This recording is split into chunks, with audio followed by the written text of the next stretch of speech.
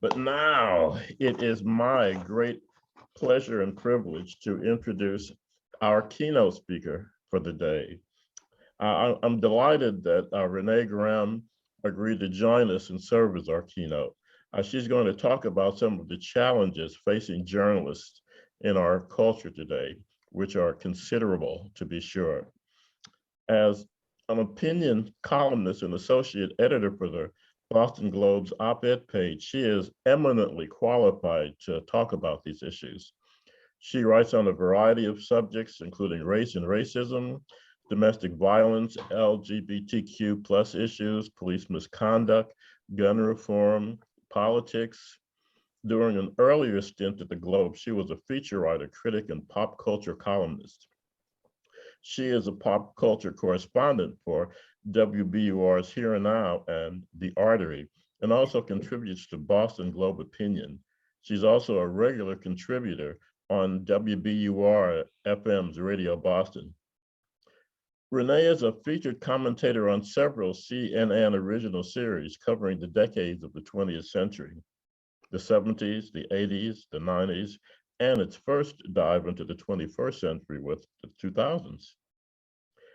She was also featured in the four-part original documentary, 1968, The Year That Changed America, which aired on CNN in 2018. She can currently be seen in the acclaimed Netflix documentary, The Two Killings of Sam Cooke, about the life, activism, and suspicious death of the soul music icon. Now, I had the pleasure of working with Renee some years ago at the Grub Street Writers Conference. I was on a panel of Black writers talking about our personal and professional experiences in the city of Boston. She was moderator and guided our panel and the audience through a candid and very productive conversation. It was a very stimulating and enjoyable experience. Now, if you have questions for Renee, please put them in the chat. And after she finishes her general comments, I'll pull some of those questions for her and we can continue the conversation. So with that, it now gives me great pleasure to welcome as our keynote speaker, Ms. Renee Graham. Renee? Thank you so much, Charles. And thank you for mentioning that really wonderful panel we did. That feels like so long ago because I don't actually get to do things like go places and see people and all of that. So thank you for bringing that up. I actually also just wanted to start by saying that as a native New Yorker, everything about that city is worthy of poetry to me. So thank you. Thank you a lot, Charles, for that really generous introduction. And I want to thank the National Writers Union for having me today at its book party. I am not a writer of books. I hope to someday get to that. So I'm in great admiration of everyone here today. And a special shout out to Charles, not only for this invitation to speak, but for his gentle patience for more than a year in accommodating my schedule. I'm deeply honored to participate in both this event and to share this day with all of you. In 2018, a gunman shot his way into the Annapolis, Maryland offices of the Capital Gazette newspaper. He murdered 5 people, 2 reporters, 2 editors, and 1 sales assistant, and wounded several others. It was the largest killing of journalists within a newsroom in American history. And then the survivors did what they had always done, what they'd been trained to do. They reported, wrote, edited, and put out the next day's paper. Despite the killings of their colleagues, they were not deterred from their mission as journalists to convey to their readers what happened and to tell that story with accuracy and compassion. The Gazette was later awarded a special citation Pulitzer Prize to honor what the committee called the staff's unflagging commitment to covering the news and serving their community at a time of unspeakable grief. They were named Time Magazine's People of the Year and widely hailed as heroes and guardians of the First Amendment. 2 years after the massacre, the paper's newsroom permanently closed. The already shrinking staff was further gutted by voluntary buyouts. Reporters who wanted to stay left because they could no longer envision a future at the paper. To be clear, this had nothing to do with the mass shooting. This was about the harsh reality faced by too many news outlets after years of shrinking circulation numbers, fewer advertising dollars, and readership that has migrated to getting their news, for better or worse, from social media. This is about the diminishing role of local newspaper journalism, but also its devastating impact on the communities they serve. Of course, the closing of the Gazette's offices did not garner the same headlines and attention as the tragic shooting in 2018.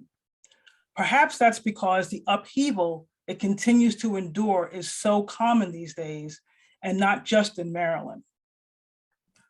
For more than 30 years, I've been blessed to be a working journalist. Even before I had my first byline, I had never known a life without newspapers. Growing up in New York, my family's household had 4 newspapers a day: the New York Daily News, the New York Post, it wasn't then what it is now, the New York Times, and the Long Island Press. I can still recall my devastation when that paper folded in 1977. That was the first time I realized that a newspaper that had existed for decades, that showed up on our porch without fail, could simply disappear. I even worried about what would become of the people whose articles I loved reading every day. Other than the few months I spent as a high school senior babysitting my track coach's kids for $2 an hour after school, every job I've had has been with a newspaper or magazine. Some paid well, some paid nothing at all.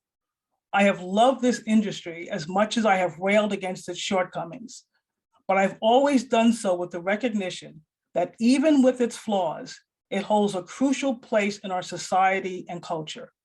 The emphatic words, "You should read that story," have always been sacred to me. Yet I could say with alarming certainty that in all my years as a journalist, I have never witnessed newspapers or the written word in greater peril. We've known for much of the 21st century the economic realities facing the newspaper industry. A PEN America report titled "Losing the News: The Decimation of Local Journalism and the Search for Solutions" found that since 2004, more than 1,800 local print outlets have folded nationwide, and that there were at least 200 counties with no newspapers at all. And that was before the COVID-19 pandemic. Between March 2020 and August 2021, more than 6,000 news organization workers, editorial and non-editorial staffers lost their jobs, according to the Columbia Journalism Review.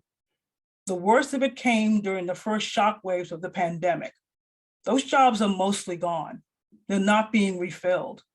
The hiring we hear about at national papers like the New York Times and the Washington Post, and yes, some regional papers like the Globe and the LA Times, is more of an anomaly than the norm. Conversations about record-breaking job creation numbers are not reflected in the newspaper industry. There are days when it feels as if much of the business of daily written journalism is evaporating before our eyes. And when newspapers are in jeopardy, so is a fully functional democracy. Of course, this isn't simply about economics. It's also about the relentless political demonization of newspapers, journalism, and truth. Certainly, hating on the press is neither new nor solely a partisan activity. Thomas Jefferson once wrote in a letter, "Nothing can now be believed which is seen in a newspaper. Truth itself becomes suspicious by being put into that polluted vehicle."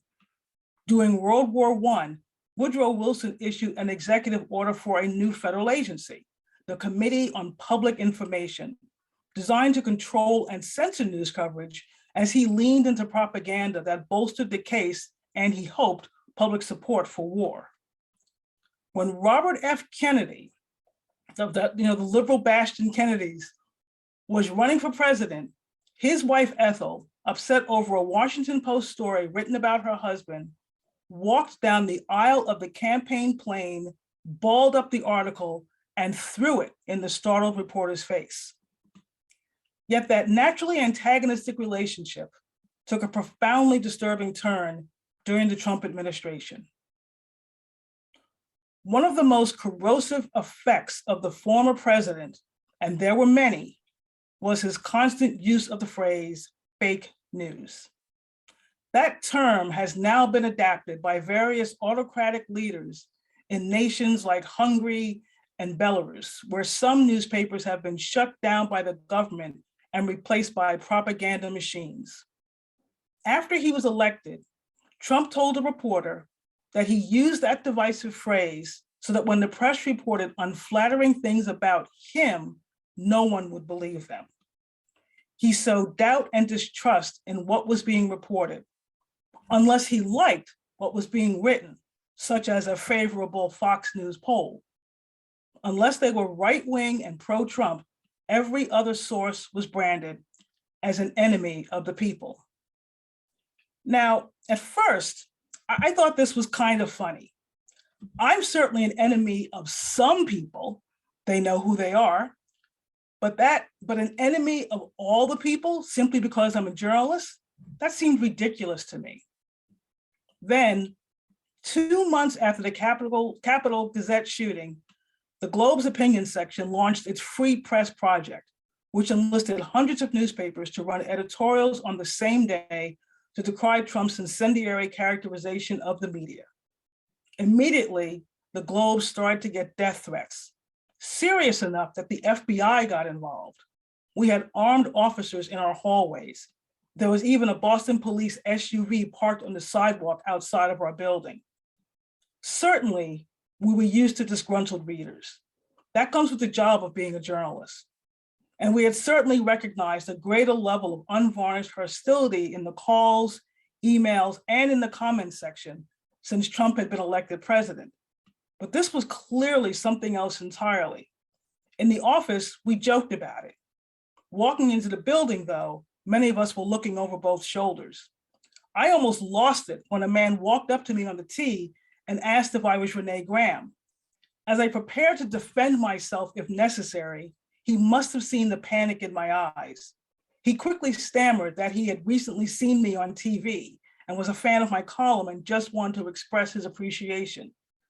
That's what happens when your workplace is inundated with death threats. And then there was this. In more than a dozen threats, the caller, who was eventually traced to California and later pled guilty, echoed almost word for word Trump's comments about the press as enemies of the people. This man was a symptom of a larger problem that paved the way for the metastasizing into the big lie. For millions of Americans, the province of truth is ruled by one mendacious and deeply narcissistic man. And just as the big lie is undermining democracy, so too is the agonizing decline of newspapers. A sound democracy demands a robust and fearless press, especially on the local level. In most of our lifetimes, that has never been as vital as it is right now. It's local newspapers reporting on what's happening in their communities' election boards in the lingering aftermath of the big lie, where voter rolls are being purged and polling stations are being closed. It's the school reporter in towns most of us have never heard of, sitting through those long evening meetings where school boards are banning books about racism, the Holocaust, LGBTQ lives, and so many more. And lest anyone forget, the orchestrated attacks on books began as a backlash to an ambitious newspaper undertaking, Nicole Hannah-Jones' Pulitzer Prize-winning 1619 Project in the New York Times Magazine in 2019. When Trump and other Republicans started talking about critical race theory and banning the 1619 Project, two things I'm sure they neither understand nor have read, they weren't just launching another election year culture war. This was part of a wider plan, one that's still unfolding, to suppress difficult but necessary discussions, to bury American history, to control what and how children learn, and to punish anyone who dares to promote facts over propaganda. This defies democracy's principles and inches this nation closer to authoritarianism. I don't think for a moment, and don't think for a moment, there aren't many in this country willing to swap our democratic experiment and its grand promises for autocratic delusions of an American sanitized of its sharp edges and the unhealed wounds that still fester. Local reporters have and continue to cover various aspects of the pandemic, from vaccine and testing inequities to disinformation campaigns to the barrage of harassment faced by health officials. It's the on-the-ground beat reporters that keep the readers informed of what's happening in their communities, not CNN. If, as the late Speaker of the House, Tip O'Neill once said, all politics are local, then we must better protect newspapers and hold them to account when they aren't doing their job with rigor and honesty and without fear or favor. In the 2019 PEN America report on the dismal state of local journalism, it said, a vibrant, responsive democracy requires enlightened citizens, and without forceful local reporting, they are kept in the dark. At a time when political polarization is increasing and fraudulent news is spreading, a shared fact-based discourse on the issues that mostly direct most of us is essential and more elusive than ever. We are the guardians of the First Amendment, a responsibility none of us should take lightly. What we do, the stories we tell, the voices and issues we amplify have never been more crucial than they are in this fractured political moment. Every day when I do my job, I think about that vibrant, responsive democracy and what is lost when communities lose their newspapers. I think about democracy under siege on multiple fronts and what sometimes feels like a lack of urgency to save it simply because it's hard to comprehend that it could someday be gone. But I also think about the grieving, yet determined editors and reporters at the Capitol Gazette 4 years ago. On what may have been the worst day of their lives, they still did what they had always done. They reported, they wrote, edited, and put out the next day's paper for their community as much as themselves. It is what all journalists must do as guardians of the First Amendment and democracy. Thank you.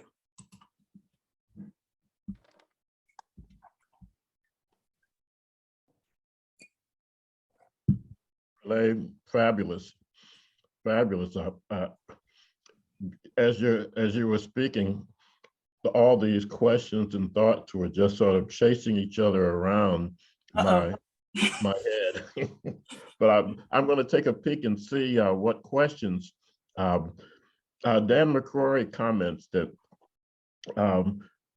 he mentions the consolidation that has 90% of newspapers, television stations, radios, books, etc.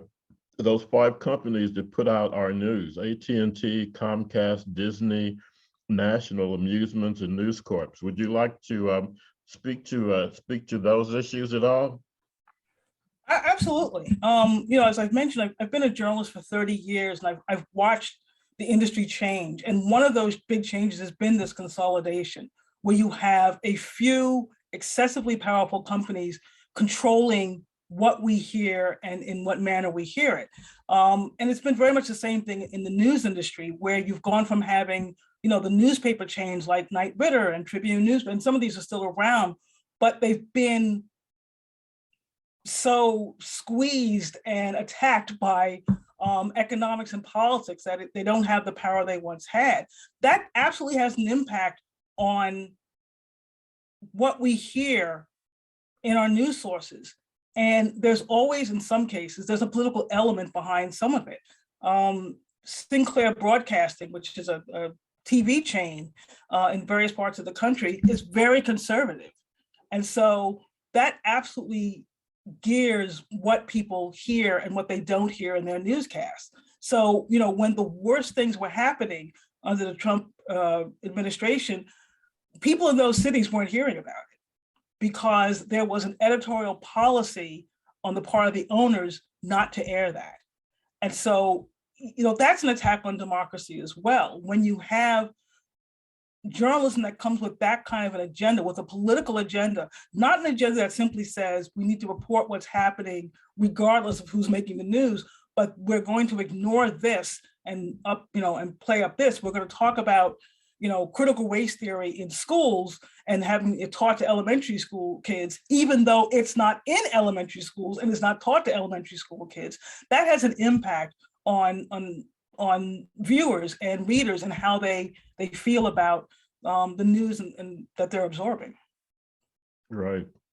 I heard about one teacher who, when a parent came to her and was saying, "Are you teaching my children critical race theory? I don't want that taught in my school to my children."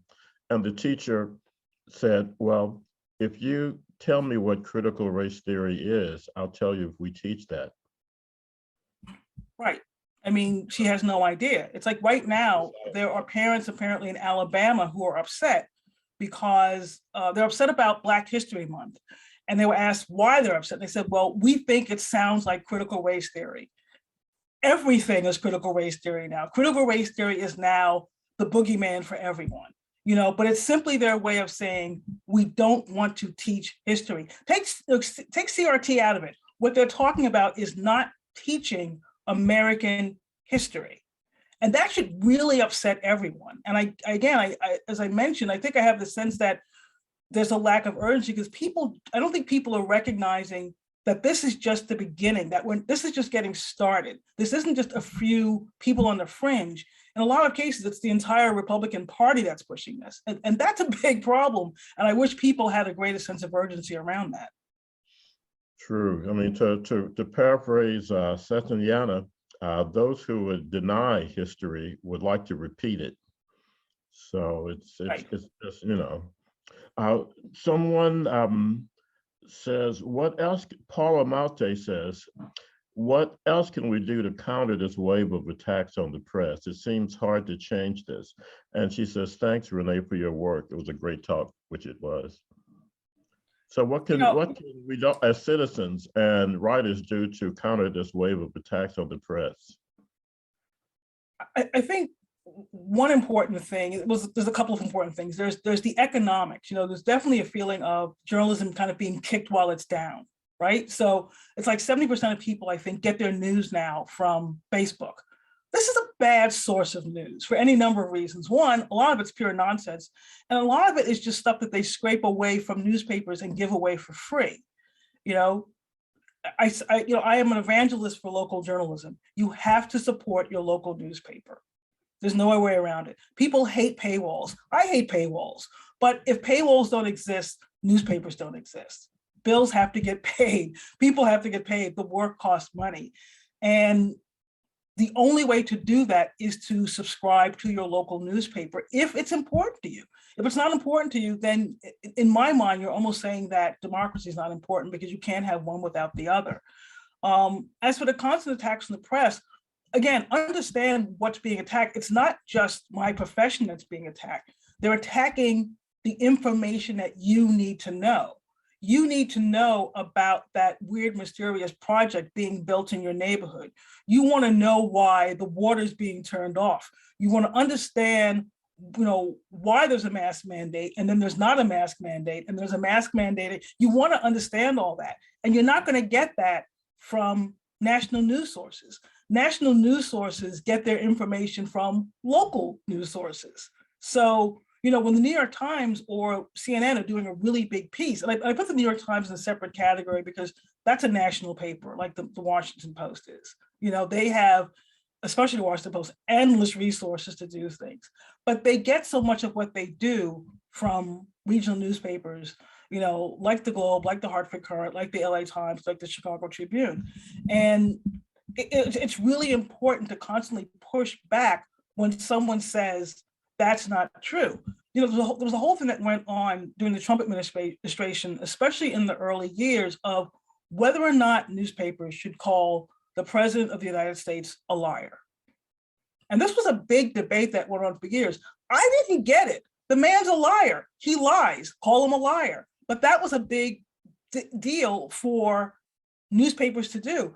I think in some cases, it was readers who started to say, why aren't you calling this what it is? You know, stop saying it's misinformation. He knows exactly what he's doing. He's lying about what's happening. And that is what helps manifest something like the big lie. You have to constantly push back. And newspapers can't do it alone.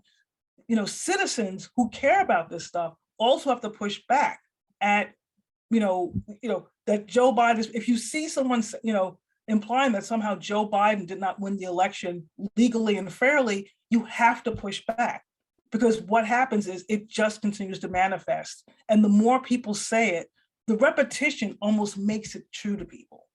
The more they hear it, the more they say, well, I don't know, they keep saying he didn't really win the election, so maybe he really didn't win the election. And the big lie keeps going. The mere fact that we've been still talking about the big lie a year and a half after the 2020 election tells you just how deep under the skin of this country it's gotten. So the way to counter that is to always push back. If you see, hey, look, and newspapers don't always get it right. That's important too. And when they don't get it right, readers and the public need to push back. Right, and the big lie is straight out of Hitler and Himmler's playbook. I mean, just whole cloth. Jim Cates asks if you could say something about the parochialism of our news reporting. There's a major January 6th type action, minus the violence so far, going on in Ottawa right now, but he's seen no mention of it, even in the US media that considers all things. Well, I'll give you an example, and part of this speaks to the kind of contraction of the news industry in America.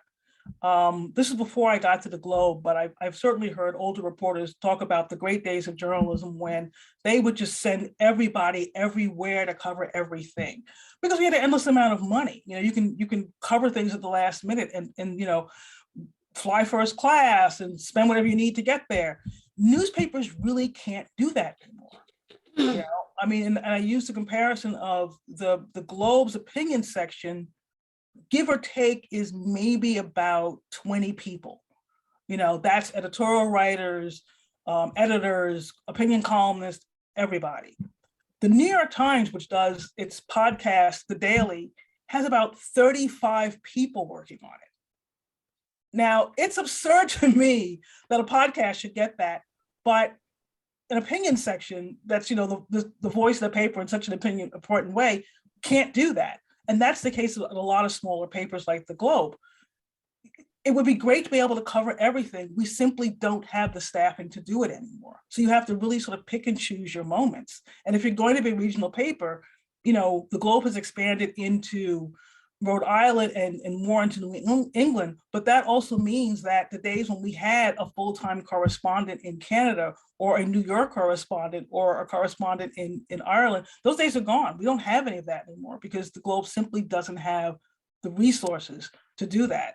And so that's where the parochialism comes in. It's not that we don't think readers are interested, we just don't have the staff to cover it. Right. Right. How many, like 30 years ago, the every major newspaper in the country had foreign correspondents, and those days are gone. It was something, you could aspire to, I mean, it was how you covered the news. It was expected of you to do these things.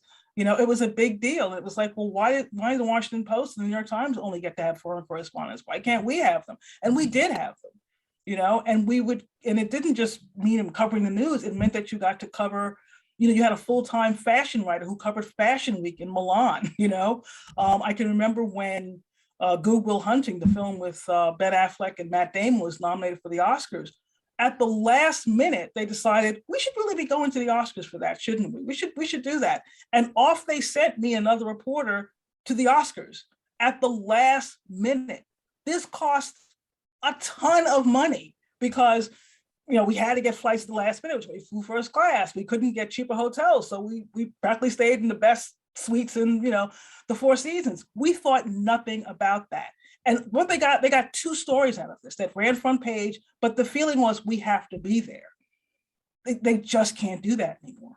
And I don't know that regional papers will ever get back to an ability to do that because, the money, on my first day in journalism school, the professor asked, what is the purpose of journalism? And we all said, to, cover the news and, comfort the afflicted and afflict the comforted. And he said, no, to make money. If newspapers don't make money, they don't exist. This was a long, long time ago. And we kind of looked at him like, what are you, crazy? But he knew what he was talking about. And now with that loss of advertising, there were days when I was still in the office and I would pick up the paper, it felt as thin as the Saturday paper. And that's because there's no advertising. Remarkably, the Globe has come through the pandemic in a much better place than a lot of other papers, surprisingly. But it was difficult because if people aren't shopping and people aren't going to restaurants, then you don't need advertising. So, and companies to survive on their end shut down their advertising, which also harmed all these newspapers, which is why there was such a contraction in the business in the early days of the pandemic. And that's not going to come back. The majority of advertising has migrated online, and there's simply no way for us to get that back. So, I would love for there to be a time again when we had, correspondence and wherever could send people here and there. It's just not that easy to do anymore. Right.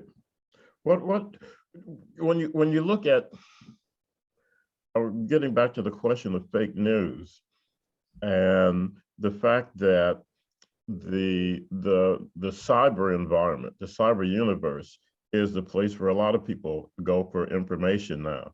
How do you contradict, or how do you push against the people who, if you just look at the pandemic, for example, all the stupid information or the stupid content that's floating around on the internet? How do you tell someone, look, no offense, but I'm more inclined to listen to professional journalists and to scientists who have spent 40 years working on this stuff than I am to listen to something that you read on the internet that was written by your plumber's hairdresser who was looking at their phone while they were sitting on the toilet. I mean, how do you come back against people like that? I think you just have to keep doing the job that you do. I don't know, look, as I said, the damage that Donald Trump caused in going after what had always been considered reputable news sources is not easily reversed. And that has had devastating effects. We had all known back in 2016 that in 2020 there was going to be this massive pandemic and all this misinformation. I don't know, we might have voted differently, a lot of people, but the whole idea that, and this is how authoritarianism works, is don't believe all of them, believe me. I'm the one who's looking out for you. I know best. I'm the president of the United States. I would not steer you wrong. And those people, those enemies of the people do not have your best interest at heart in the way that I do. It's at this point, it's ideology. People are so dug in what they believe that you will see stories from time to time where a reporter will go and interview someone, who's about to go in intensive care from COVID. And he'll say, well, do you regret not getting the vaccine? They'll still say, nope, don't trust it. There have been several cases in the last week and one here in Boston of a man who needs a heart transplant. And the hospital, by its rule, is like, look, we have our organs for people who are going to do everything necessary to keep themselves alive. And part of that is getting vaccinated, all of the vaccinations you need, including for COVID, and he won't do it. There's another case, I think is in somewhere in the South. He needs kidney surgery. He needs a kidney transplant, and he is unwilling to get vaccinated. I have no idea how a newspaper or any other media outlet can counteract that kind of ideology where someone is essentially saying, well, I need this organ to live, But if I die, I die because I'm not going to get vaccinated. Like, people will be studying this if we all survive. People will be studying this for the next 100 years. Everything that went wrong in so many cases with this pandemic was around misinformation and ideology. And here we are at 900,000 people dead in 2 years. And that's not letting up at all. There are still millions and millions of people who aren't vaccinated. I'm at a complete loss. I really thought, okay, feel what you want to feel, but the vaccinations will come along and people will get them. And they'll be the typical anti-vax crowd, but most people will get them. I would not have fathomed that. Here we are a year after the vaccines became available, and there's still something like 70 million people unvaccinated. We're at 900,000. In all likelihood, before Easter, we'll be at 1 million people dead from COVID because people listen to their plumber's cousin's ex-boyfriend. When you think about the people who have relatives die with tubes shoved down their throat, and these relatives, as you say, don't acknowledge COVID, they actually blame the hospital workers, the medical workers. You killed my uncle, and there are accompanying death threats. That's just an astonishing development. It's an astonishing development. But again, the barrage of misinformation and disinformation and just pure nonsense that they're getting on a lot of social media outlets just manifest their ideas that they're right. I look at someone like, Anthony Fauci, and, what he has gone through simply attempting to deal with this crisis is absurd. Like, he needs guards to get from his office to home. His children, his wife are being inundated with harassment, all because he's trying to help this country through what I hope will be the greatest health crisis in our lifetimes. He dealt with some of this before. He dealt with this during the AIDS era, but the difference was they didn't doubt the science. They just felt the science wasn't moving quickly enough to save people. Now, Fauci is the enemy, and that's, and I admire his stamina in putting up with it, because it is just constant. It's not really going to change. You have Ron DeSantis in Florida, essentially, he's not running against anyone right now for another term as governor. He's running against Fauci. And it's like, this is where we are as a country. We're ridiculous. I mean, we're absolutely ridiculous. It would be funny if 900,000 people weren't dead and so many others, ill and long COVID and all the other pieces that come with this. It would almost be comical if it weren't so tragic. Tragic is the word. And what do you think about? I mean, it's not talked about a lot, but there's a certain kind of deep grief that I feel and that I see among people my age, baby boomers, that there were so many battles we fought earlier in our lives, and we thought that there was some progress being made. And now we look at the incredible damage that one person has managed to do, but we're trying to process how to live in this world where we're seeing damage that has been done that will not be undone in our lifetimes. What are some of your thoughts about that? I think a moment, kind of like a line of demarcation for me was the insurrection. There was a feeling that in watching it happen in real time and freaking out and being like, oh my God, I can't believe this is happening in America, that would sort of snap a lot of people to attention and go, holy cow, what are we becoming? But that night, or I guess early that morning, when they finally were able to finish the certification, 147 Republicans voted against certifying that election. And that kind of said to me, so we're really not on the same page about anything. Like, the same people who had been at the Capitol fighting for their lives were now saying, yeah, I'm not going to certify that election. And the repercussions of that are going to be felt, I think, in some cases beyond our lifetime, because they have polluted the actual foundation of democracy. And so, I don't come at this now with a great deal of hope.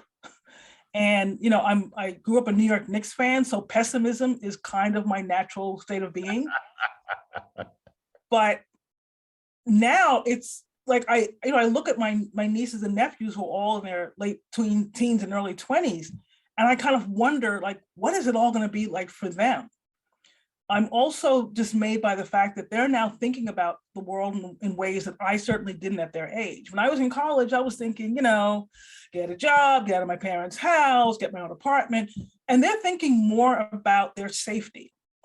They're thinking about this, of course, as young Black people, they're thinking about it a lot, especially my nephew, who's 22 years old, and has been thinking about these issues, since he was in his mid-teens, and his parents felt that they had to have, the talk with him about what to do if a police officer pulls him over.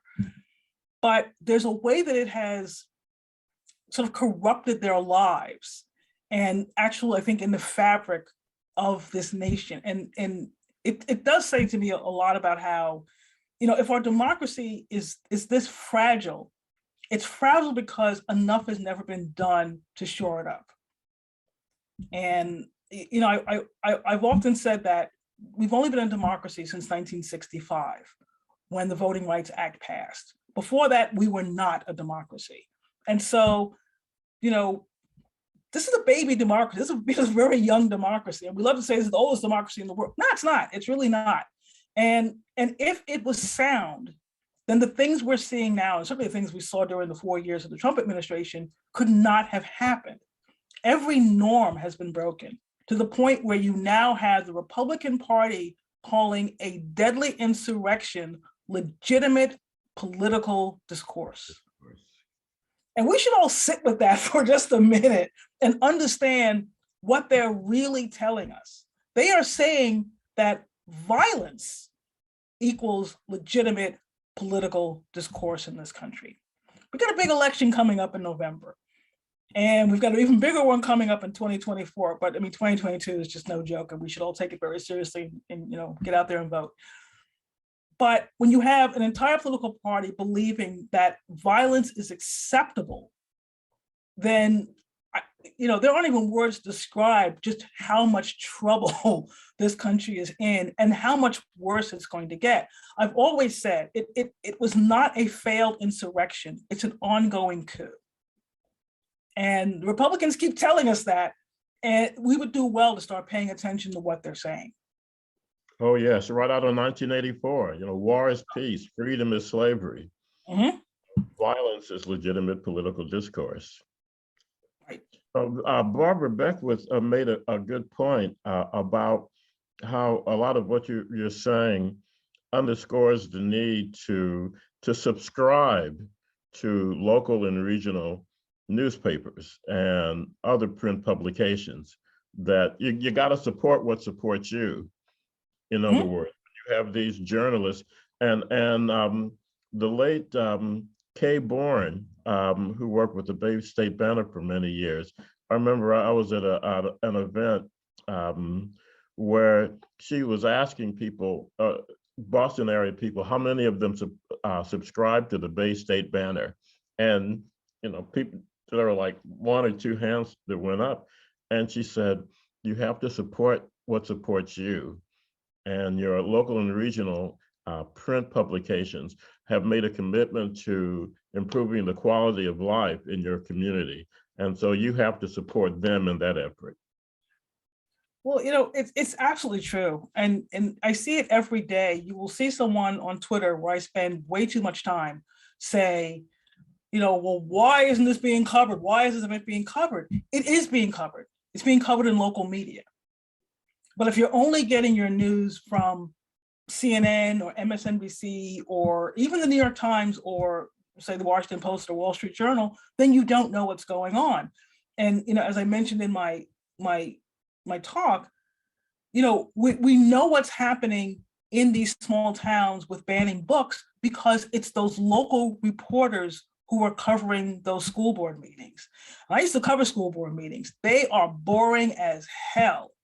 But if you don't have people there doing it, you are not going to know what's happening. So, 6 months from now, someone's going to go, oh my God, I can't find that biography of Michelle Obama. How come? The library's like, well, we're not allowed to have it on the shelves anymore. It got banned. That's actually true, by the way. There is a biography, not her memoir, but there's a biography of Michelle Obama that there's a move now to get it banned in schools, I think in Alabama or Georgia, because it's considered to be reverse racist. So you have to support your local media. That's where the work begins. It's not glamorous. It's a lot of meetings, it's late, but you have to do it, because if you don't, you aren't going to know.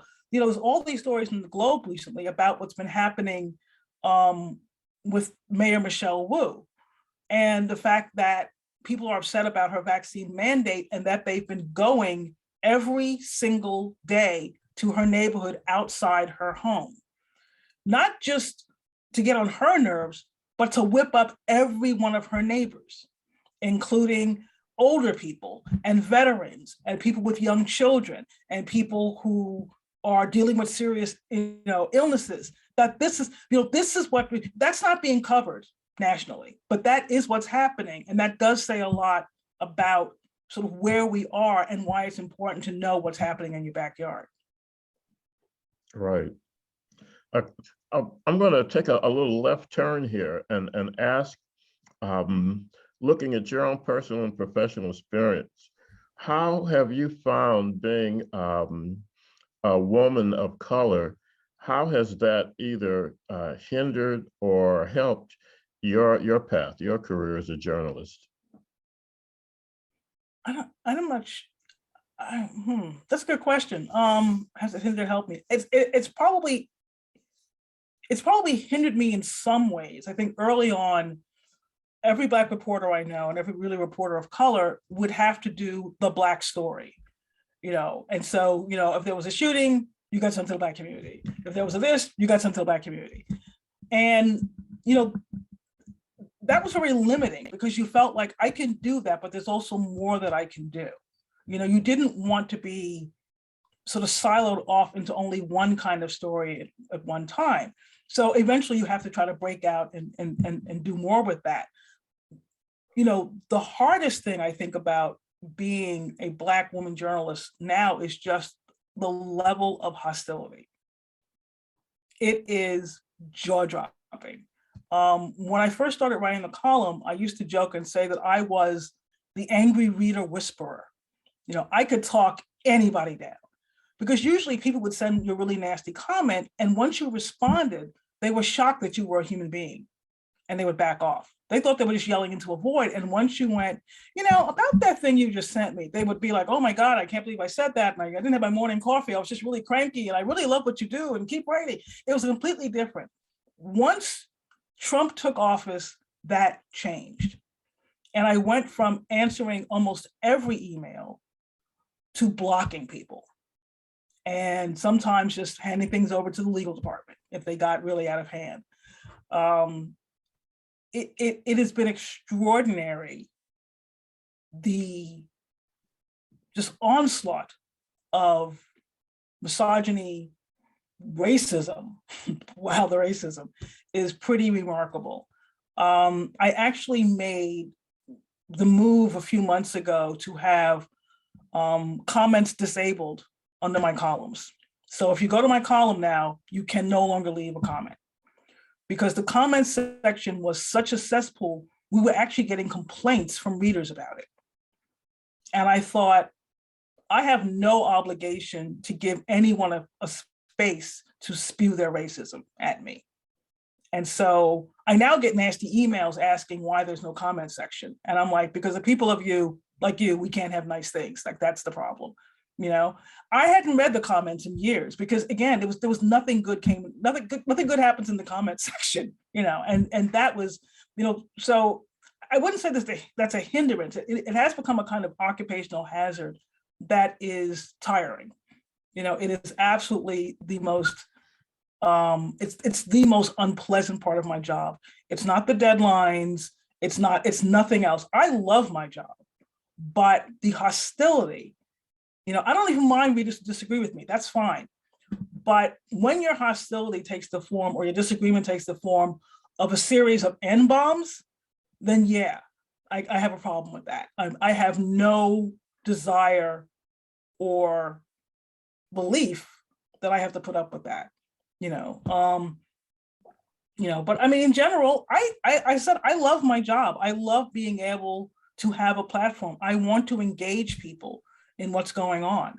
And I don't expect to do that without some static, but it's just, and it keeps getting worse. It just, as I said in my talk, we expect, nasty comments, but when someone is systematically calling in very specific death threats,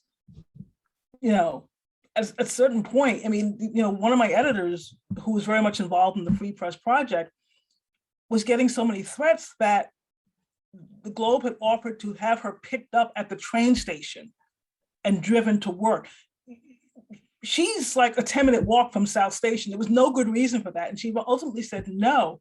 But we were kind of like, well, maybe you should do that because, you don't know, right? Nobody should have to put up with that to do their job. But, I never think of Blackness as being a hindrance to anything. Racism is a hindrance, but Blackness is not. Blackness is wonderful. Bon dit, Madame, bon dit. This is not an original insight, but a lot of this cruelty comes from fear. It comes from the fear of people who are losing, or they see that they are losing what they think they have a birthright to, and they're like rabid weasels in a corner, spitting and snarling, and one fear they have is that if their nightmare comes true, that people of color wind up with significant power, they're afraid that we're going to treat them the way they've treated us. Oh, I always. I mean, that was, that's been the situation since Reconstruction. Not that, we just kind of want to be left alone and have our lives and earn our living and take care of our families. And like, just to be the ability to do that is astonishingly threatening to a lot of people. And yeah, I think it's absolutely fair. I mean, I think of the summer of 2020, when you had that situation, it was in St. Louis, where you had a group of Black Lives Matter protesters just walking down the street, and this white couple, the McCloskeys, came out of their home with guns. And one that was holding like an AR-15. And the protesters, who were of course unarmed, were looking at them like, what on earth is your problem? But they were just out there, and it was really funny because they both were in bare feet. And it's just like they just grabbed their guns and ran out to their front lawn. It was ridiculous, but it also said something that they felt that this is what they needed to do. But it also said something that the Republican National Committee invited them to the convention to speak. All the signposts are there. Like, we know how bad this is. And I understand it's hard to be in that constantly every day and go, wow, things are really miserable. But things are really miserable, and they're getting worse. They're getting scarier. We know that hate groups are on the rise. We know that the Republican Party could care less and is actually embracing so much of it. We know that Donald Trump will not shut the hell up. We get all that. But what happens beyond that is on us. We have to decide if this democracy is worth fighting for. And if not, then we have to decide if we're willing to accept what comes next, which is not going to benefit most of us. Right.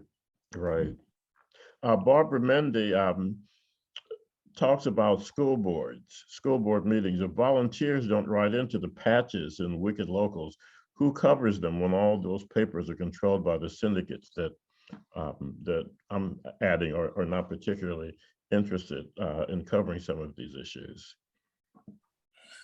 Well, I mean, it's back to that problem of the sort of consolidation and who's controlling what gets covered. And I mean, someone was saying like this morning that Fox News had not covered anything about Mike Pence essentially saying Trump was wrong. Like they've not covered that at all. So if you're watching Fox News, first of all, God help you. But if you're watching Fox News, you know nothing about that. If that is your primary news source, then you know nothing about that. If the information you get are in these very localized newspapers, and they're not covering these incredible fights that are going on with school boards, which are not unlike the fights that are happening with election boards, or that were happening, throughout the pandemic with health officials, then you're going to end up in a place where you're not going to understand how you got there. Like, well, what do you mean I can't find that book? Or what do you mean? And it's not going to start, it's not going to stop at newspapers. It's not going to stop at books. It's going to be television. It's going to be movies. It's going to be everything. It's going to be this weird authoritarian state that we think only happens in other countries. But if we aren't aware of it, that's partially our fault, but also because we haven't paid attention to this consolidation of these companies and who's controlling it and why they're doing it. It's not just, let's get all these publications under one umbrella, it's all easier. No, it's about controlling the content and the information that gets out to the people. And I think we're seeing, especially what's happening with school boards, which began also, the school board thing started out of COVID. Going back to school, kids wearing masks, having to be back, all of that, it's all part of it. It's, it's a continuum. None of these things are separate. It's all become, this is going to be our moment to wrest the country away from the left, that, quote unquote, the left. But it's undermining everything this country is supposed to stand for. And like I said, we've seen with the pandemic, 900,000 people dead. We know that there are calls for, children to rat out their teachers if they feel they're teaching something inappropriate.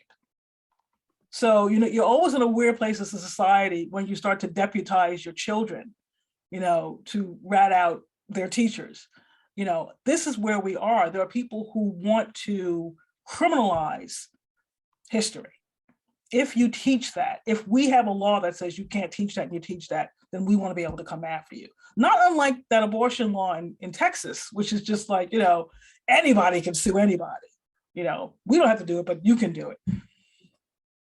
I don't know. I keep thinking back to, I think it was South Korea in 2017, and it was their president was incredibly corrupt, and the people had enough, and they were protesting every single day. And eventually it was every weekend. I'm talking millions of people in South Korea, every single weekend. Whatever else they were supposed to be doing, they put aside to make their voices heard. Eventually she resigned and she was sentenced to prison. I think she's out now, but she was sentenced to prison. And we're obviously, Korea is, South Korea is nowhere near the size of the United States.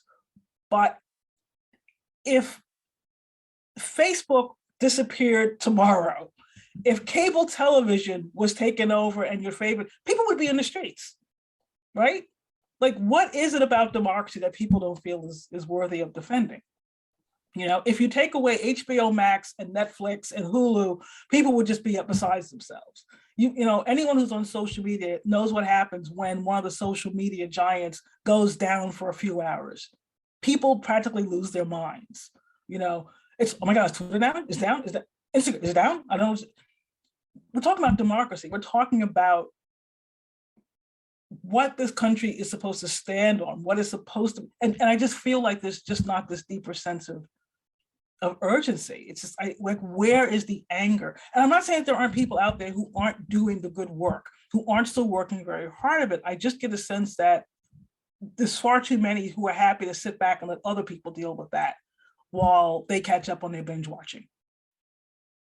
Do you think they're just complacent? Do you think that there's some part of a lot of people who actually believes it can't happen here fantasy? I think there's a lot of that. I mean, I think there's an endless amount of, well, it's bad, but And you heard that a lot during Trump, where it's like, oh, this is bad, but it's been worse.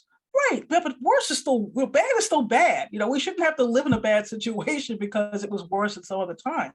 I think a lot of people can't see it for what it is. All they've known is this country as this kind of fragile democracy. So they can't imagine anything else. They can't imagine a situation where perhaps we don't vote anymore and we just end up like Russia. We just have somebody who's just in office until he decides to leave or die. I mean, it's, even though, remember, Trump joked about that, oh, maybe I won't leave. Maybe I'll hang around after that. And and everyone thought it was, oh, ha ha, funny, except it wasn't really funny. What they're doing now with elections, where it's not just voter suppression, it's also election subversion, where we're going to put our people in place to count those ballots and decide which elections are valid and which aren't. It all goes to the same place of what he was talking about. But I think because it's not actively happening, even though there's always been levels of voter suppression in this country, even though we had the Voting Rights Act in '65, there were lots of states that continue to have poll taxes, especially in the South. People think it just can't happen here. And I think by the time they realize that it is happening here, it will have already happened. And then they won't know how to get out of it. Exactly. When you look at some of the things he's saying at his rallies, it's terrifying to realize that this man's ego, he is willing to burn this country to the ground. The things that he is doing and saying, he is willing to burn this country to the ground, to do anything to avoid acknowledging that he actually lost the election, and that the people who are running the country now are the legitimate people to run the country. He would sacrifice everything. He would destroy American democracy. He would continue to destroy American democracy to salvage his incredibly fragile ego. I mean, I wrote that column. He hadn't been president that long, and I compared him to the Roman Emperor Commodus in the movie Gladiator. And there's a line where he says, when he realizes he's not going to become the next emperor because his father is going to choose Russell Crowe, essentially. And he says, I would have butchered the whole world if you would only love me. And I thought, holy cow, that's Trump. He is such a bruised and unloved thing that he would do anything, including, as you said, set this country on fire, to have admiration. What he saw on January 6th was not insurrection. We've already heard that he said to people, they're there for me. Look what they're doing for me. Think about after his inauguration, how he kept talking about the crowds, which the crowds were not that big. The crowds, but that's what matters to him. It's admiration. And however he gets that, through intimidation, through fear, through violence, he really doesn't care. He never has. As I mentioned, I'm a New Yorker. So I grew up hearing about Donald Trump and all of his BS. He's exactly now as he was then. And people somehow thought he was amusing and funny, and let's give him a TV show and let's have him on, let's hear what his opinion is. He was always a narcissistic clown. And then that narcissistic clown became president. And the problem wasn't so much that Donald Trump became president, it was that 60 odd million people thought that would be okay. And in 2020, 74 million. People saw Trump for 4 years and went, yeah, I want some more of that. And more people voted for him. So Donald Trump is one man, but there are millions willing to do his bidding. And that, to me, is what's terrifying. And they're afraid of him. They're afraid of him, and they're afraid of his minions. Someone mentioned, Barbara Mende asked, why there isn't one Republican senator, say Romney, who isn't up for re-election, who breaks away from him. Well, Romney did come out to say some things, but he's gone back into his hidey hole, and everybody else, whether they're running for re-election or not, just seems to be terrified of inciting the mob against them, because that's exactly what Trump will do. He will go like the guy in the Invasion of the Body Snatchers, and point them toward whoever comes against him. It's astonishing to see how this grifter has created this fantasy that he cares at all about these people who support him. He goes to these rallies and soaks up the applause of people he wouldn't spend 2 minutes with by choice, unless it's a photo op. Well, because he only cares about himself. It's always really about him. It's not about anyone else. I mean, I once compared him to Jim Jones, the Jonestown cult leader. Mm-hmm. And at the time, an editor said, "I think that goes too far. We need to take that out." And one of the things I said was just that every cult leader needs to know that you will die for them. That's part of it. And we've seen that with COVID. And we saw that at the insurrection.